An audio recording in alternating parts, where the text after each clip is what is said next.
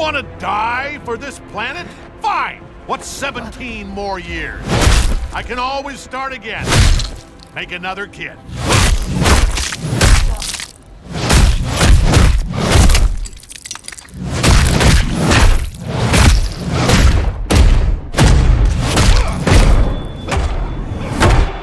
That scene of a superpowered father beating the living shit out of his superpowered son is from the series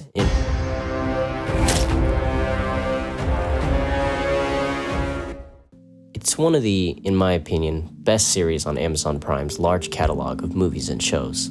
Invincible is an animated superhero series. It revolves around 17-year-old Mark Grayson, who's just like every other guy his age, except he has powers.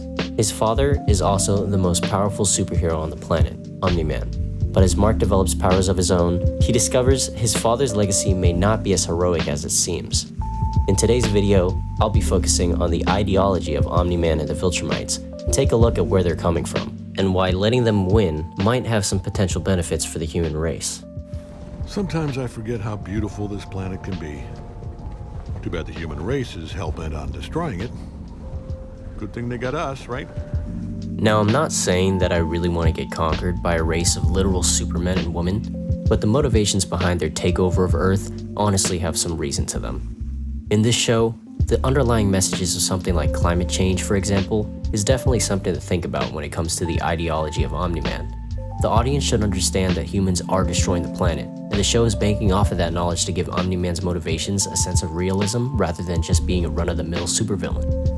When taking a deep dive into the mistakes of the human race, it makes all the terrible things that Omni-Man does seem more like a sacrifice for a greater good, rather than just brutal murder. Maybe except for the whole, let me smash my son's face into an oncoming subway and murder hundreds of people just to prove a point part.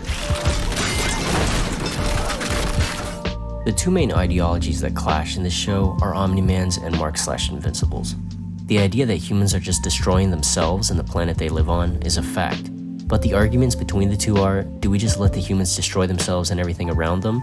Or should Omni-Man and the Viltrumites take over Earth and make it a quote-unquote utopia? Although I don't completely agree with having a dictatorship, I do feel there needs to be a solution for the issue at hand. I'd say Omni-Man has similar motivations to characters like Ultron and Thanos. They feel that sacrifice is needed for change to happen, which is somewhat true. Omni-Man's idea is that the weak need to be sacrificed in order for the strong to thrive. That's the ultimate goal of the Viltrumites, and it's exactly what they did to their own planet and the thousands of others across the galaxy. In the very grand scheme of things, Omni-Man's correct. Humans are a tiny speck in the giant universe we reside in. We do nothing but destroy the planet we live on, and in reality, there's no turning back. But Mark's ideology of actually being human is what we as an audience can relate to. Humans as a species have done and continue to do absolutely horrific things, not only to ourselves, but everything we come across. But humans have also done some amazing things as well. Mark's ideology is that end of the spectrum. He has hope that we can do better, and that we can only do better if we're given the opportunity to do so.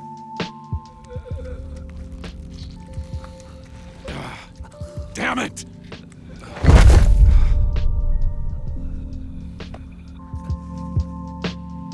In the last episode, when Omni-Man is beating the life out of Mark, he ends up pulling his last punch, and he blows up. He yells at Mark, asking him, Why did you make me do this? Until he realizes what really made him do it. The voice acting in this scene really shines. As J.K. Simmons breaks away from his calm demeanor used for most of the season, it really shows the audience that Omni-Man is starting to finally feel remorse for what he's doing. He's confused at his own actions, and takes it out with an explosive bout of anger, finally flying away from it all. The complexity of Omni-Man comes from him being a true Viltrumite, but being affected by living on Earth and starting a human family.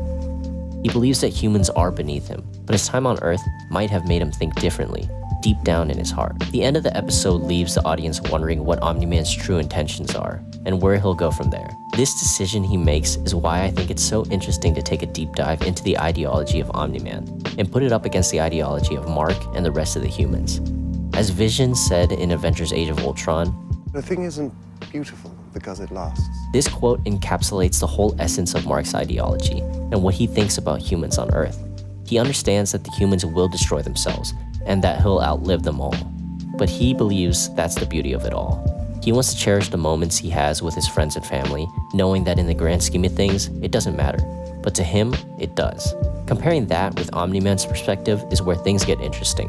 When truly thinking about it, these two ideologies make you think about the true meaning of life.